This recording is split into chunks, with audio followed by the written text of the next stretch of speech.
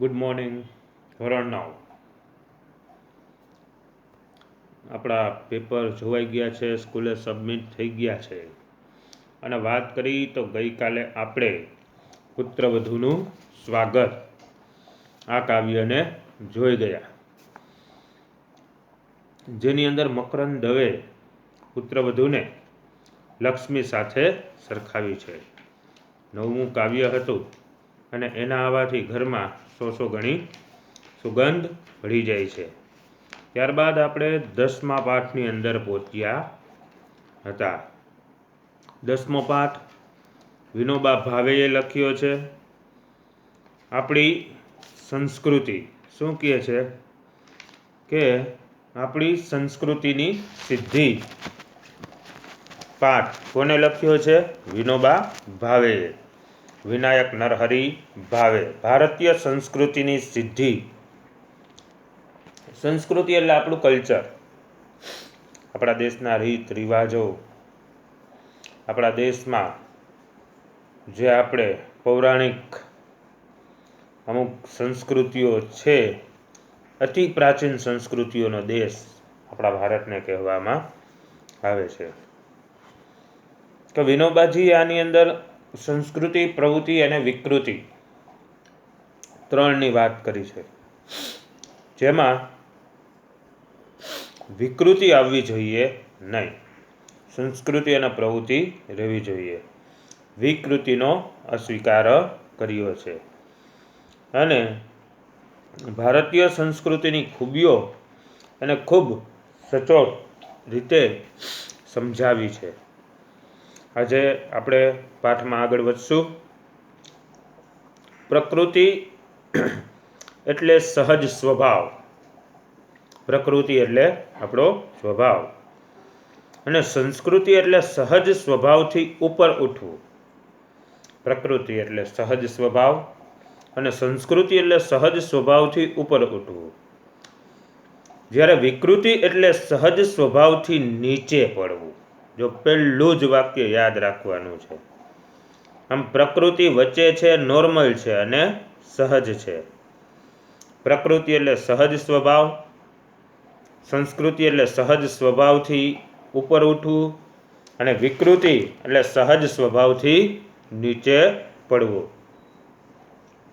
માણસની એક પ્રકૃતિ હોય છે, એક સંસ્કૃતિ અને એક વિકૃતિ.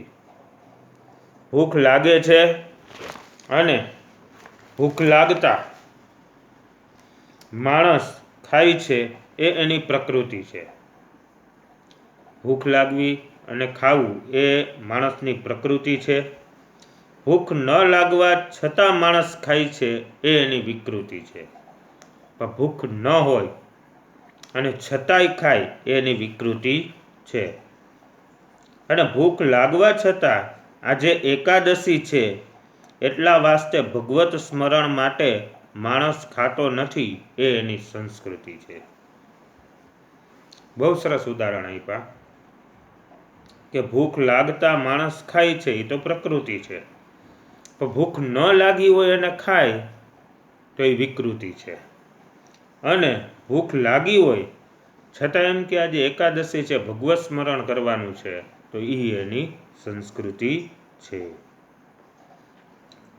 આમ ઉપવાસ કરવો એ સંસ્કૃતિ છે. આપણે મહેનત કરીને ખાઈએ છીએ તે આપણી પ્રકૃતિ છે.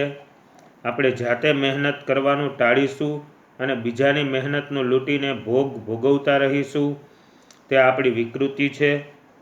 આ વસ્તુ ભલે મોટા ભાગના માણસોમાં દેખાતી હોય તેમ છતાં આ માણસની પ્રકૃતિ નથી, વિકૃતિ જ છે. ભલેને આ પ્રકારની વિકૃતિ પ્રાચીન કાળથી આજ સુધી દેખાતી હોય છતાં આ કદાપી સંસ્કૃતિ હોઈ શકે નહીં. પરંતુ આપણા શ્રમથી પેદા થયેલી ચીજ પણ બીજાને આપ્યા વિના ભોગવવી નહીં અને આપીને એને વહેંચીને જ ભોગવવી એ માણસની સંસ્કૃતિ છે. માણસમાં અને પશુમાં ફરક છે. અંતર છે. આ અંતરને વધારવું, પશુપણામાંથી નીકળતા જઈને માણસપણા તરફ આગળ વધતા જવું, તેને જ સંસ્કૃતિ વર્ધન કહે છે.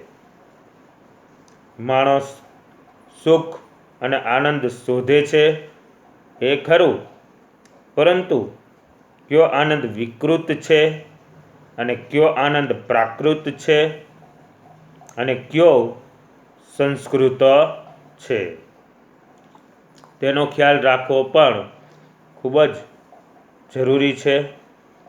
જે સુખ સહુને આનંદ આપી શકે તેવું હોય એ જ ખરું સુખ છે અને એ જ સુસંસ્કૃત આનંદ છે.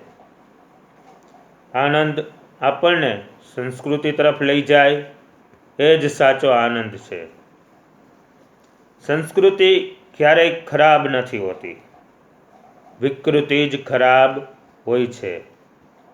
અને પ્રકૃતિને આપણે ન ખરાબ કહી શકીએ કે ન સારી, તે જેવી છે તેવી છે. કાગડો કાળો છે તેને આપણે ખરાબ ન કહી શકીએ, કેમ કે તે એની પ્રકૃતિ છે. બગલો સફેદ છે પણ તેટલા માત્રથી આપણે તેને સારો ન કહી શકીએ, કેમ કે તે એની પ્રકૃતિ છે. પ્રકૃતિથી ઉપર ઉઠીને આગળ વધવું એ જ સંસ્કૃતિ છે. બહુ સરસ વાત કરી. ઘણીવાર આપણે વિકૃતિને પણ સંસ્કૃતિ માની લેવાની ભૂલ કરી બેસીએ છીએ. એટલે આ બાબત સાવધ રહેવાની જરૂર છે. આ બાબતે આજે પશ્ચિમના લોકો વિજ્ઞાનમાં ઘણા આગળ વધ્યા છે. એટલે વિજ્ઞાન અને ટેકનોલોજીમાં આજે પશ્ચિમી દેશોના લોકો આગળ છે. એમની પાસેથી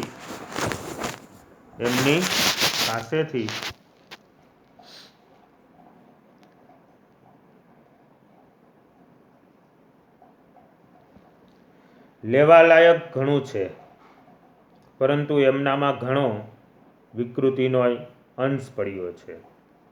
તેને સંસ્કૃતિ માની લેવાની ભૂલ આપણે ન કરીએ. એમની વિકૃતિ કાંઈ આપણને અપનાવવાની નથી. તે સિવાય દુનિયાભરની જેટલી સંસ્કૃતિ છે તે આપણે અપનાવી લેવાની છે. જો પશ્ચિમ દેશના લોકો ઘણા બધા આગળ વધી ગયા છે, તો એનાથી ને આપણે કંઈક સારું છે એ લેવાનું છે. પણ એનામાં વિકૃતિના અંશો પડ્યા છે, તો આપણે એ વિકૃતિના અંશોને લેવાના નથી. આપણે તો ફક્ત સંસ્કૃતિના અંશોને લેવાના છે. આની સાથોસાથ એ પણ ધ્યાન રાખીએ કે દુનિયાભરની સંસ્કૃતિ લઈએ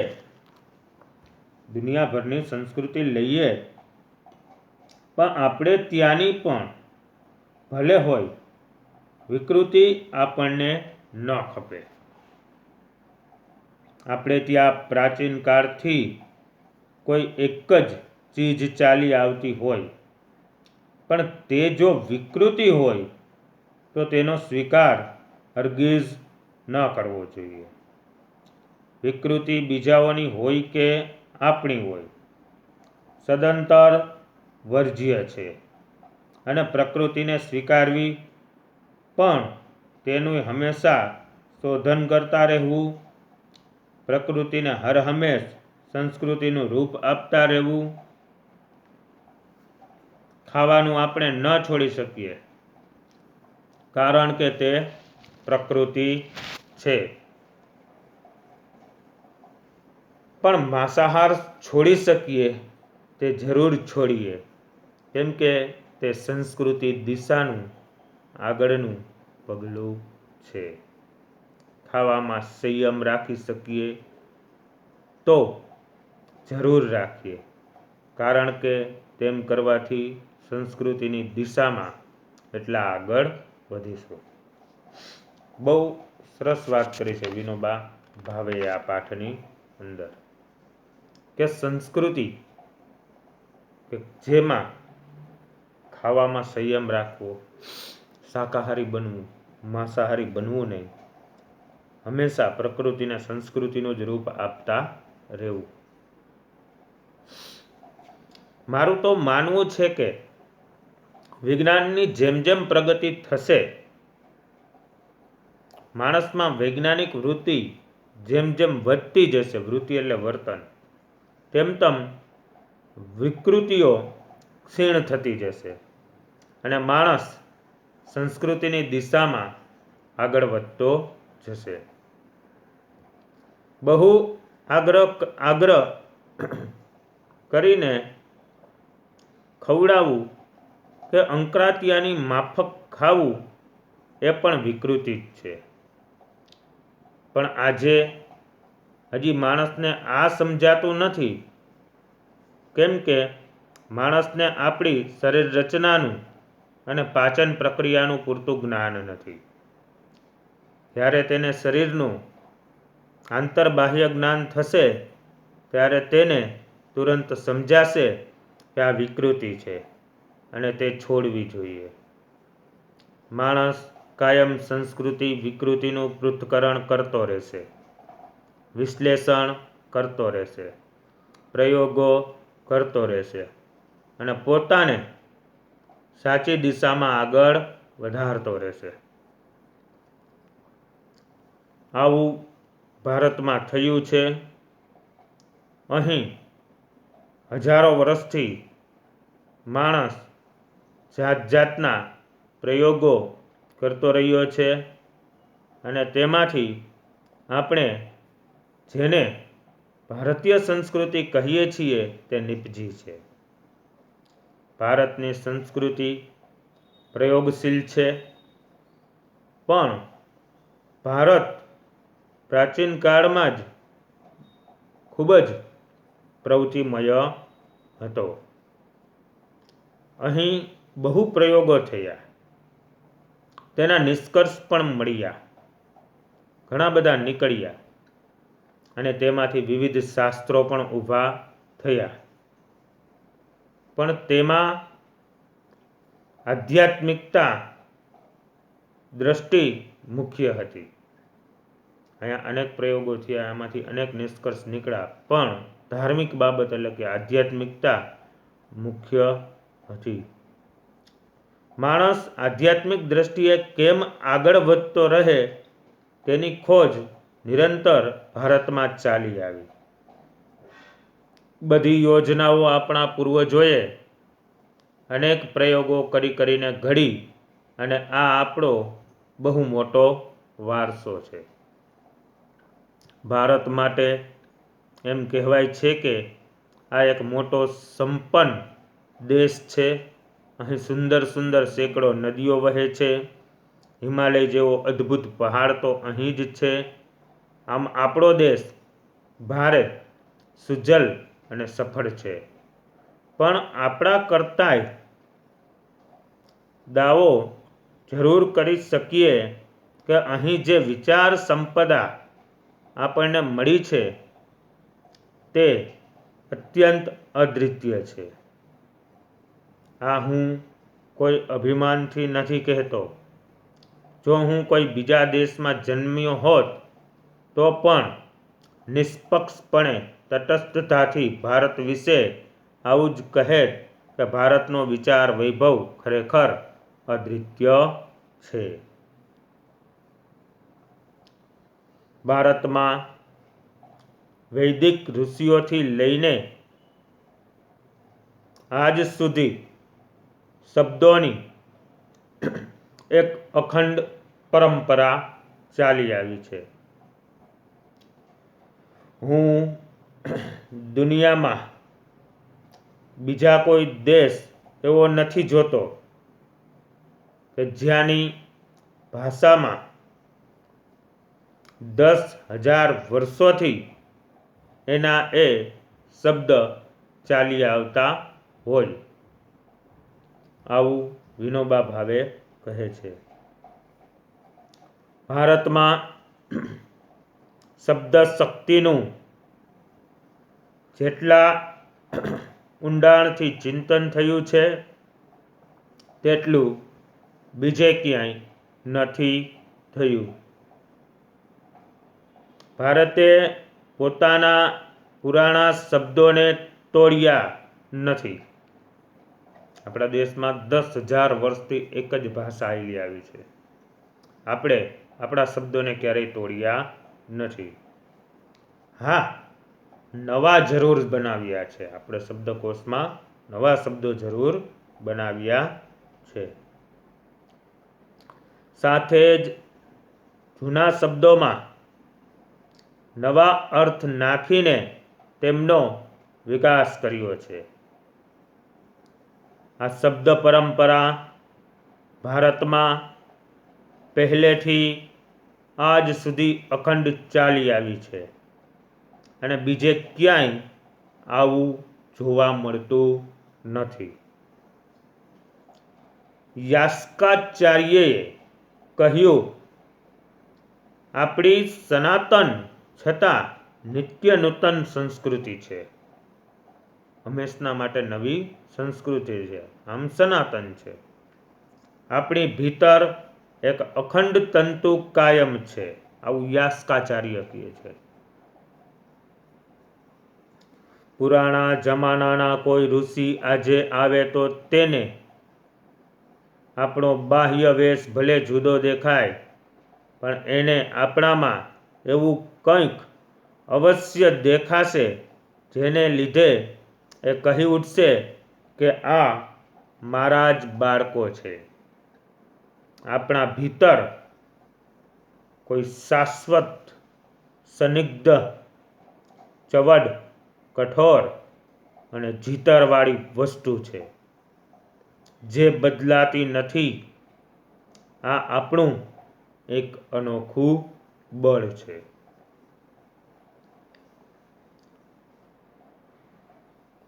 હજારો વર્ષોનો આપણો પુરાતન દેશ છે. જ્યારે બીજા દેશોના ઇતિહાસનો આરંભ થયો નહોતો ત્યારે આપણા પૂર્વજો ગૌરવ શિખર ઉપર પહોંચી ગયા હતા. અનેકાનેક પરિવર્તન આવ્યા છતાં અહીંની એટલે કે આપણા દેશની પરંપરા અતૂટ રહી, જે પ્રાચીનતમ કાળ સાથે આપણને જોડી રાખે છે. સ્થળ કાળના ભેદો છતાં અહીં એકતાનું જ દર્શન થાય છે. અહીં કહેવાયું છે કે દુર્લભ ભારતે જન્મ. શું કહેવાયું છે? દુર્લભ ભારતે જન્મ. આપણો આ ભારત દેશ પરમ પવિત્ર દેશ છે. આપણો આ ભારત દેશ પરમ પવિત્ર દેશ છે એમ આપણા પૂર્વજો કહ્યા કરતા, આપણા વડવાઓ કહેતા. દુર્લભ મહારાષ્ટ્ર જન્મ, દુર્લભ ગુર્જરેશુ જન્મ, એટલે કે દુર્લભ મહારાષ્ટ્રમાં જન્મ, દુર્લભ ગુજરાતમાં જન્મ, એવા વચન તમને અહીં ક્યાંય નહીં મળે. તુલસીદાસજી પણ કહેશે કે ભલી ભારત ભૂમિ ભલે કુલ જન્મ, કે ભલું ઈ ભારત અને ભલું ઈ ભારતની જન્મભૂમિ. 500 વર્ષ પહેલા ગુજરાતના કવિ નરસિંહ મહેતાએ ગાયું કે ભરતખંડ ભૂતળમાં જન્મી જેણે ગોવિંદના ગુણ ગાયા રે તે ધન્ય છે. આ જ વાત અસમના શંકરદેવ અને માધવદેવે પણ કહી. ન નરસિંહ મહેતાએ ગુજરાતનો મહિમા ગાયો કે ન શંકરદેવે આસામનો મહિમા ગાયો. આમ એકબીજાની ભાષા તો તેઓ જાણતા નહોતા, એકબીજાને નહોતા જાણતા, છતાં ભારત અમારી પુણ્યભૂમિ છે અને અમે તેમાં જન્મ પામ્યા, તેથી ધન્ય થઈ ગયા એવું આ બંનેએ અનુભવ્યું છે અને આપણી સામે વ્યક્ત કર્યું છે. એટલે શું કે આ દેશમાં ભલે અલગ અલગ પ્રાંત છે, પણ છેલ્લે અંતે તો બધા ભારતના જ ગુણગાન ગાય છે. આવી રીતે આખા ભારતનું અભિમાન એ કાંઈ પ્રકૃતિ નથી, બલકે સંસ્કૃતિ છે. આમ આખા ભારતનું અભિમાન લેવું એ પ્રકૃતિ નહીં, એ પણ એક આપણી સંસ્કૃતિ છે. જ્યાં એવી એવી ભાષાઓ છે કે ન જાણતો હોય તેને શીખવતા એ વર્ષો નીકળી જાય.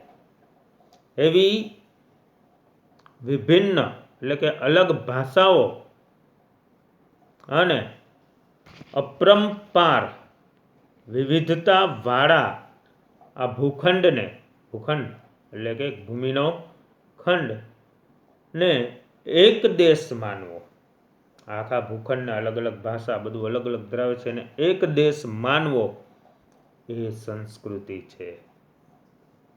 આમ પ્રકૃતિથી ઉપર ઉઠીને આ સંસ્કૃતિ સંધાઈ છે અને એવી ભારતીય સંસ્કૃતિ આપણે જાળવવાની છે અને એ ભારતીય સંસ્કૃતિને આપણે આગળ વધારવાની છે. આ સાથે આપણો પાઠ અહીં પૂરો થાય છે. 10મો પાઠ ભારતીય સંસ્કૃતિની સિદ્ધિઓ. હવે આપણે 11મો પાઠ મરજીવ્યા, જે એક સોનેટ છે પૂજાલાલે રચી છે, એ જોશું. અહીંથી આપણે વિરામ લઈ છીએ. અસ્તુ.